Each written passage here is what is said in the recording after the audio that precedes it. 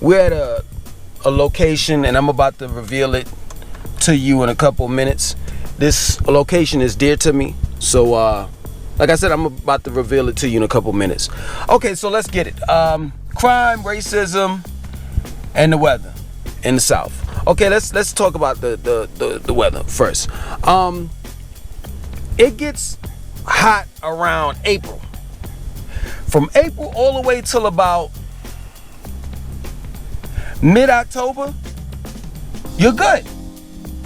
The winters here, sometimes we don't even have winters. There are times when we don't have winters. I'm just gonna be real with you. You know what I mean? Like, I remember, what was it? I don't know what year it was, but it was like 70. Like, it was cold, it got cold, but there were days where it was just like 70s. 70, like in February, January. So here, at least in Charlotte, on down to who gets the our weather, like the subtropical weather, I think that's what they call it. So it's from Charlotte all the way down to, I think, Jacksonville, or like the edge of the end of Georgia, like coming into Florida, is pretty much the same weather. We get the same weather Atlanta gets. I don't know why in the world people say hot Atlanta. I lived in Atlanta for 2.5 years, and it was the same type of weather that Charlotte has. You know what I'm saying? So we have these hot, intense summers, and then we have these mild winters. It snowed last year, right? It snowed for 3 hours and it melted at the end of the day. That plain and simple. So we don't have, like, let's say for example, New York. We don't have 8 feet of snow when we walk out of the door. And I'm tired of people saying that, you know, I hate New York. I'm hating on New York. I don't. How do I hate a place that I was born and I lived there? I mean, pretty much I'm from there. How do I hate that? No, it's not that. I hate the living, the way we lived for those that have came down here. The way we lived in New York, it was just horrible. That's what I hate. I love the culture. I love the people. The people are the culture. And you could take New York and bring it down here. Just like they have Little Italy, a Little China, a Chinatown in New York. You could bring that down here. You could bring the culture down here. So it's not that I hate New York. I just hate the way I lived in New York. I hate that it got cold like around now. Yo, it starts to get like cool around now. Like mid-September, late September start getting cool. Around October or November, you could forget it. The weather's done up. And by the time when it gets hot, it's like June. Winters are sluggish in New York. And you know that, or in the northern states. Pretty Ricky used to live in Connecticut, and he was like, yo, we only got 2 months of summer. What? 2 months? Our summer in the South starts like, technically, in like mid-May, all the way up to like the end of September. Like, I'm thinking about going to the beach, not this week coming up, but the week after. That's damn near the end of the month. But it's still gonna be hot. It's still gonna be like 85, 86. Plain and simple. Let's move on. Crime. Yo, I apologize if I have to use New York as an example, but that's where I lived when I lived up north. A 64-year-old man just got shot and killed in Brooklyn. It was at 6:50 in the morning. I'm tired of you all leaving comments talking about man, I don't want to move in the South. I'm looking at the crime. The crime! It be people saying that's from New York, that's from Chicago. What? That's from Los Angeles. Come on, man. That's from Atlanta. No, you better not. There's crime everywhere. What you're telling me, this is what you're telling me. I'm not trying to be funny, I'm just being real. What you're telling me is that you don't want to move down south because you can't afford to live in a decent neighborhood. My neighborhood, I messed around one day and left the door unlocked. For hours, late at night. Ain't nobody touched my door. I could walk I just got finished walking my daughter around the community. Period. Didn't hear no gunshots, none of that. I'm gonna tell you, I've been in my community for 1 year, and I'm gonna tell you, one incident happened. It wasn't even an incident. Labor Day weekend, some people had a party and they were loud. They were playing Tootsie Roll, Tootsie Roll, Tootsie Roll, and it was like 10, 11 o'clock at night. That's like, that's not normal in my neighborhood, in my community. But I wasn't like, oh, they need to turn it down. I was like, man, I want to go. I want to go over this and be part of the party. Yo, so I don't understand what you're talking about. Like, don't live in crime-infested areas. It's just that plain and simple. But other than that, there's crime everywhere. I've done a tour around Charlotte. I got up to like part 17. All of the neighborhoods that I've showed you all, they're good neighborhoods. You move down here to Charlotte, right? You're gonna want. I hear about the crime on the news. I don't see it. I live in the Steel Creek area. One incident happened. This happened 5 years ago. Dude shot another dude at the gas station. It was an isolated incident. Both of them knew each other. Yo, let me tell you something. The Steel Creek area, if a dude is not from this area, you'll know off the rip. Just based on how he dressed, how he walks, how he talks, the way he's looking around, and you can spot him. This is like a real secretive area that like regular people really don't know about. Steel Creek area. So my point in making it is that at the end of the day, you stay in nice neighborhoods and you stay away from crime infested neighborhoods and you'll be all right. Cause y'all not making no sense. Next, last but not least, racism. Cause I want to get to the meat of this video. What I'm really doing this video for. Racism. You're gonna get that everywhere. Period. It's not as much as in Charlotte, but it's racism. There's racism everywhere. What? Listen, let me say this real quick. I learned the minute that I came at peace with myself is the minute that I learned not to run away from racism, not to run away from crime or violence, to basically confront it. If need be. Violence, if I could walk away from it, hey, that's what it is. If I can, I gotta handle myself. Racism, confront it. Be respectful. If they not respectful with you and you gotta put your hands on, it is what it is. That plain and simple. Other than that, like y'all gotta stop it with the whole thing of the South and the racism and the crime. Last time I looked in New York, Amadou Diallo got shot several times. Several times. Last time I looked at New York, Eric Garner got choked. Last time I choked to death, excuse me. Last time I looked at New York, Sean Bell got shot and killed by undercover cops in Queens. So stop it with this whole racism. It's racism everywhere. And do I have to bust the bubble again? Yes, I do. Long Island is the most racist place I've ever been to, as well as Staten Island, and you know it. You know it. And let's not talk about the Jews in Brooklyn, Park Slope, and what is it, Bensonhurst. If y'all correct me if I'm wrong. So kill that. Kill that. Other than that, I want to show you all something. Let's go.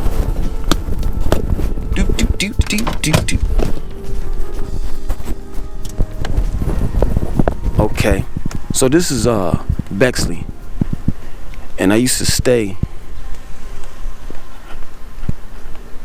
right there, that apartment right on the corner.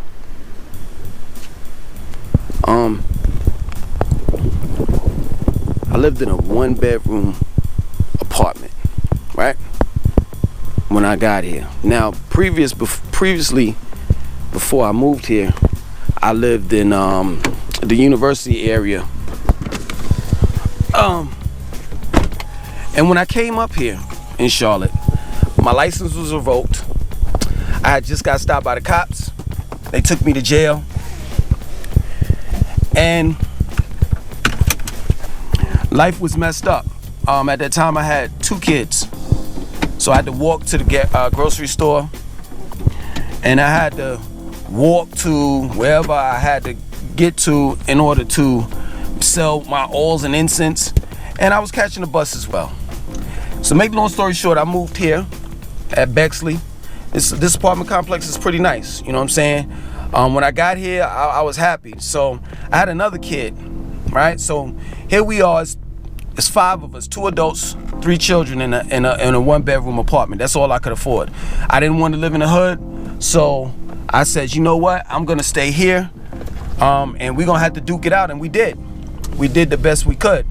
So I would walk down these sidewalks because Bexley is connected to all of the shopping area called Rivergate.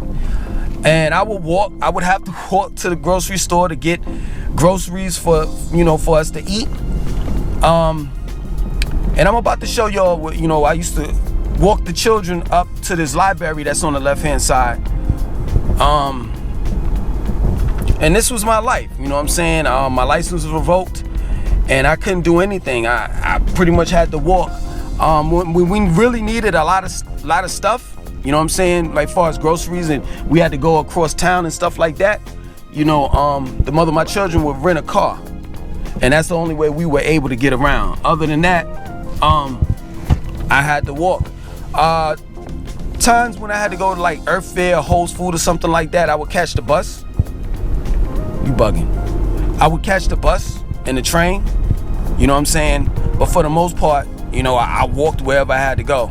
So I would walk up here with the children to this library called Still Creek Branch Library. And pretty much for entertainment, I would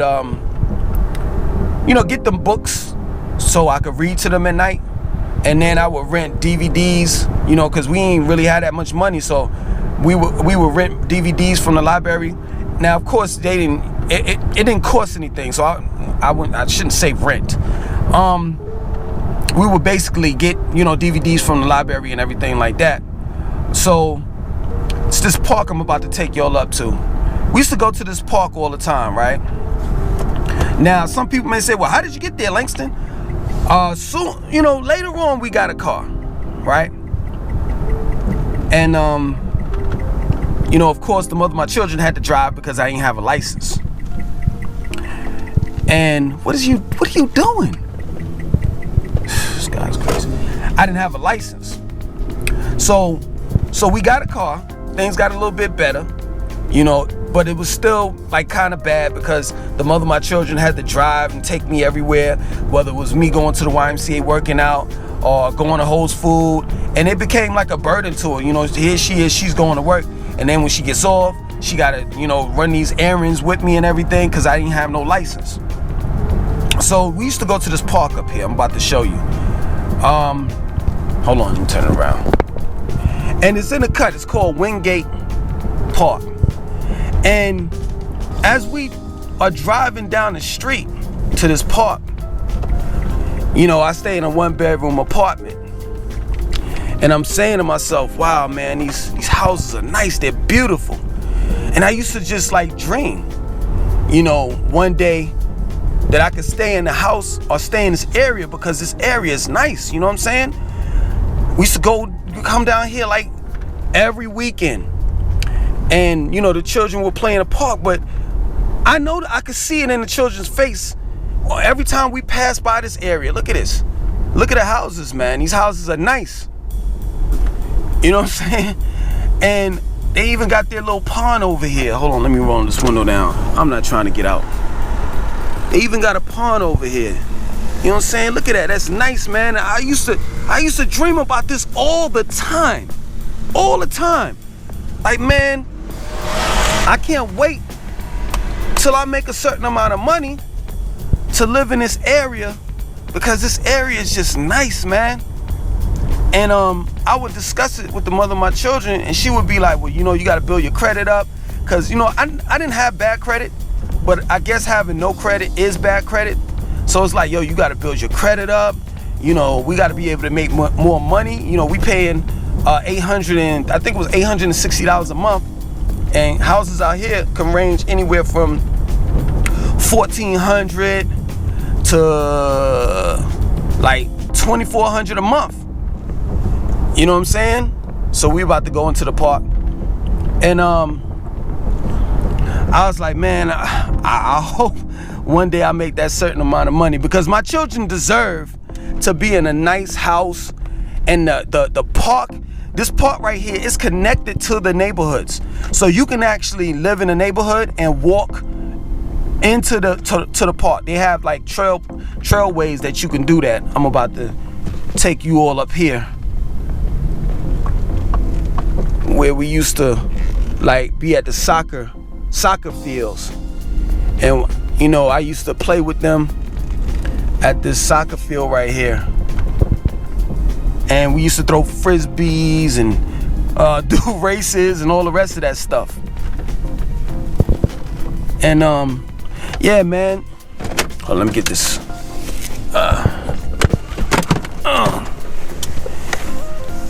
So yeah, you know, we used to do races and